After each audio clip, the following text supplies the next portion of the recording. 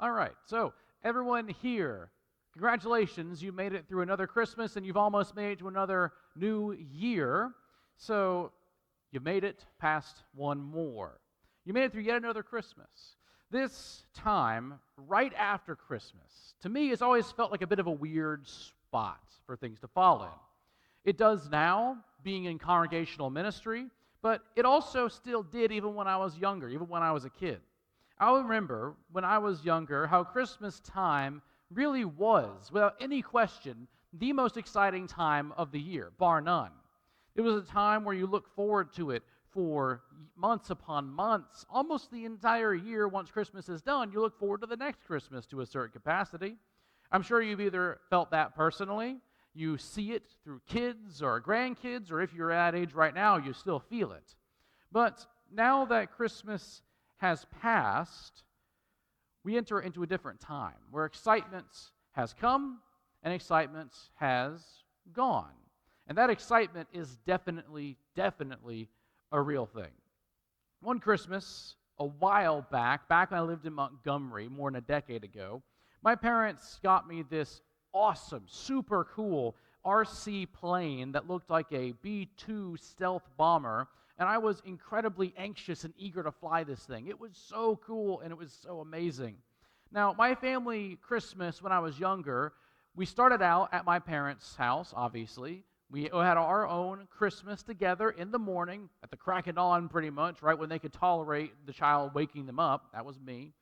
And then we would rush out into the foyer, we would open all of our presents, and then once our Christmas was done, we would go to my grandparents' house on my dad's side, that being my pop and my nana, and we would have Christmas with them, and we would enjoy that time together. So, given the fact that I had gotten this RC plane, I knew that I wanted to fly it the moment I got home. So I thought to myself, I will plug it in so it will be charged and ready for when I come back.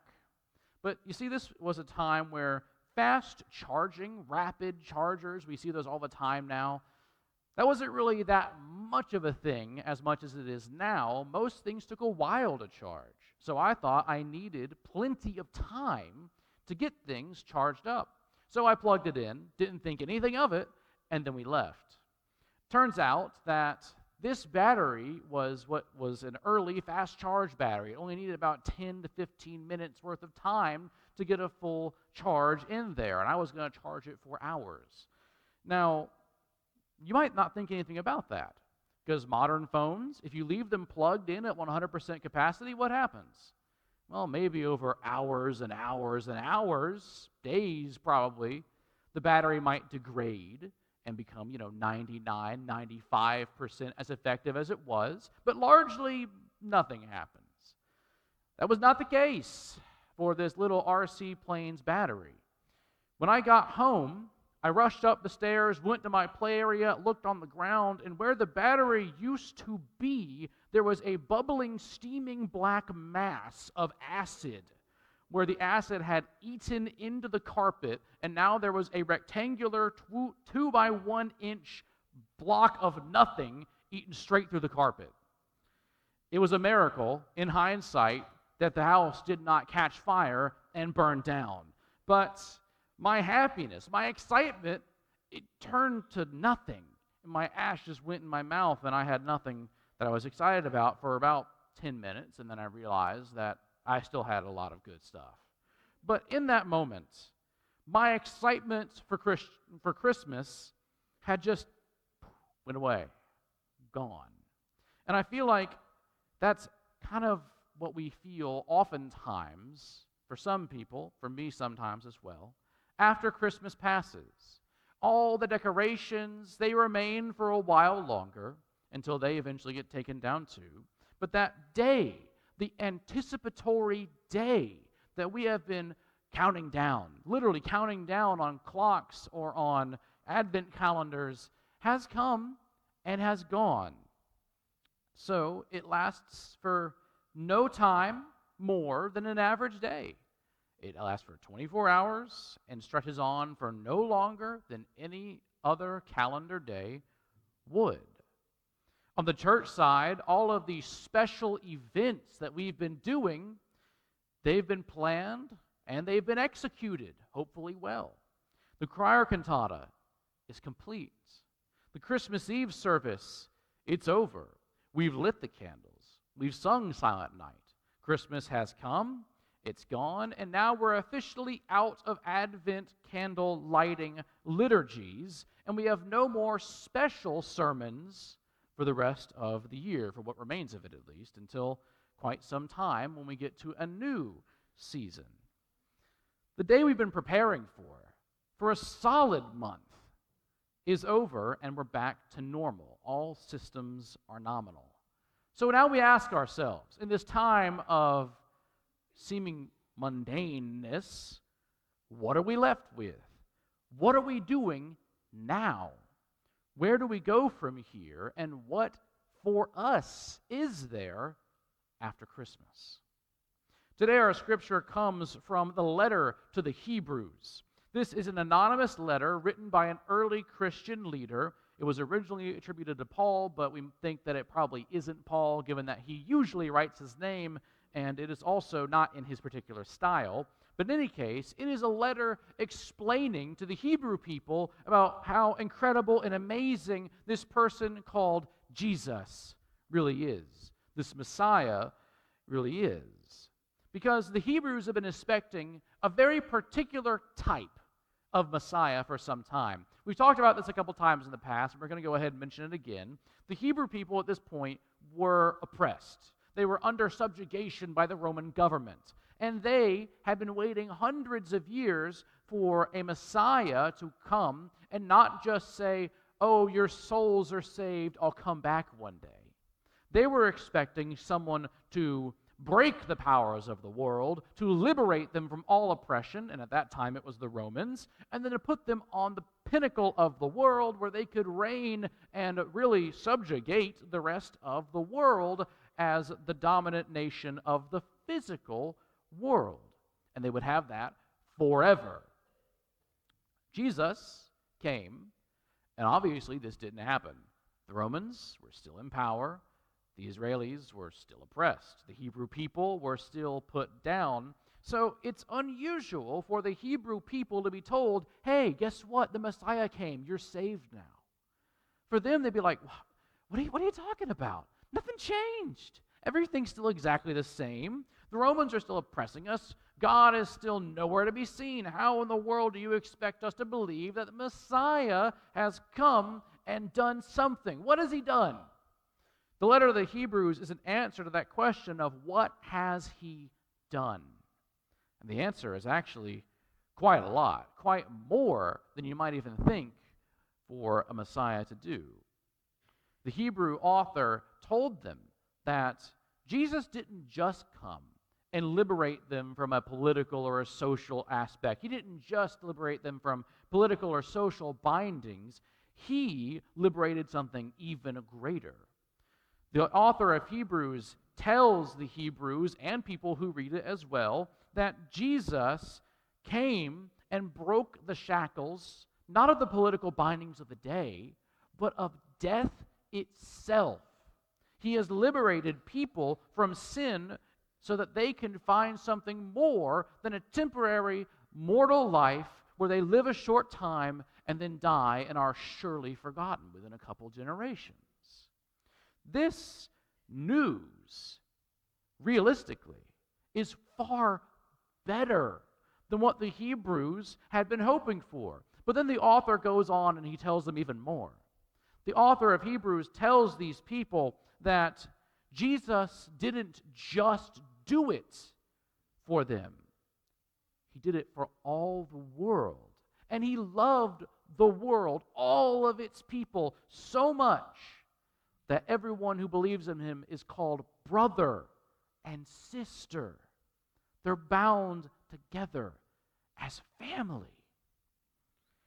That is new. That is different. That is powerful. And it's even more than what they were expecting.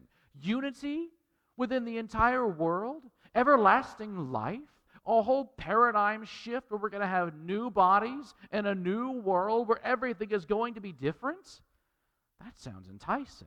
But you might be thinking, well, preacher, we know that already. We know this story. We know what we're promised. What does that have to do with the end of Christmas?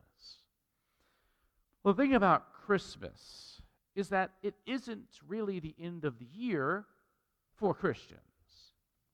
Now, of course, for the standard calendar year, yeah, it's the end of the year. In fact, it's about 1 week exactly away from the beginning of 2026 this time around. However, while there is the standard normal calendar that you and I use to organize our events and plan our things, there is also something known as the Christian calendar. This Christian liturgical calendar is a calendar that is laid out around the normal year, and it is laid out to celebrate in sequence the life, teachings, and important events that happen to Jesus and to his disciples and his followers that we need to be aware of and celebrate throughout the year. And the thing is, the Christian calendar does not end with Christmas. We said this a couple weeks back, but it actually begins with Advent. It doesn't end with Christmas. Realistically, Christmas is only a starting point. Christmas is only the very beginning of the Christian calendar because it signals the beginning of the life of Jesus. If this calendar follows the life of Jesus, we should not expect it to end with Christmas, since Christmas is only the beginning. We, as Christians, follow this calendar because we follow the life of a man who lived entirely. I fear that when we celebrate Christmas and we look at Jesus, the baby in a manger, we often forget about him and leave him in the manger. And that's not right. I have a question. Do we, brothers and sisters, as Jesus calls us, worship a baby? Did a baby teach the masses? Did a baby bring the dead back to life? Did a baby die on the cross so that you and I may live? No, a baby did not do those things. So why is it that mentally and even spiritually we have a tendency as a people to keep Jesus in the manger as a baby throughout the rest of the year? All these events that we're going to be celebrating throughout the rest of the Christian calendar, Easter, Pentecost, everything else, they came not immediately after Christmas. They came 32 years after the original Christmas. Christmas is not the end, it's the beginning. It's the beginning of the Christian truth.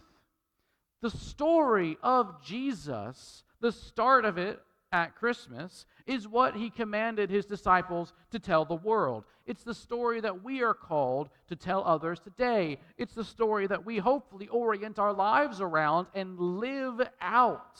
Not just tell people with words, but tell people with actions about who we live for. Because we don't live for a baby. We live for a Savior. And also, who needs to hear about this? The Hebrews probably would have told you back in the day, only the Hebrew people hear about this. But Jesus said no.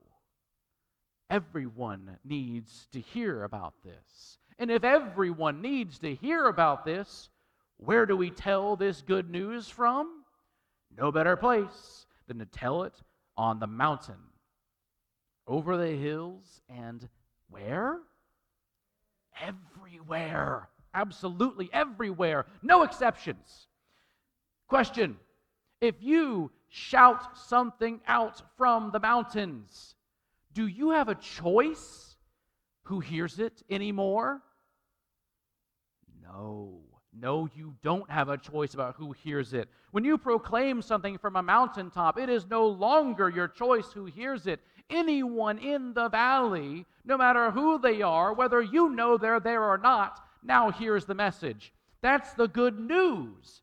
We don't get to choose who the message goes to when we tell it from the mountain. So if we live into the song that we're talking about today, we would tell this good news not just to our neighbor immediately next to us, not just to those who look like us, not just to those who we like and who are easy to tell the message to. We are called to tell the message to everyone, just like how we would tell it if we were shouting it from the mountaintops. The song that we sing today, Go Tell It on the Mountain, was originally an African American spiritual, and it was sung as a song of jubilation and praise. It was sung because of the good news of Jesus' story, not just the good news of his birth, but of everything else that his birth will then lead to. Because Christmas is not the most important, incredible time of the year because it ends with Christmas. It's the most incredible, important time of the year because of everything else that comes after it. It's the beginning, not the end. Go tell of that beginning on the mountain, over the hills, and everywhere. Go tell it on the mountain that Jesus Christ is born. But he's not done yet. He's born, but he's not done yet. He's only just begun at his birth. He's born, and that warrants celebration. It demands spreading. But God be praised, it's not the end, it's only the beginning. Because once again, we don't worship a baby. We worship a Son of God, God incarnate, made flesh, who taught, who lived, and who died for your sake, for my sake, for the world's sake, who binds us all together, just like the teacher in Hebrews says, as brothers and sisters. He didn't just arrive for us and then stop. His whole life, all of his teachings, even his death and subsequent resurrection are all for you. They're all for me. They're all for everyone, no exceptions. So go and tell it on the mountain.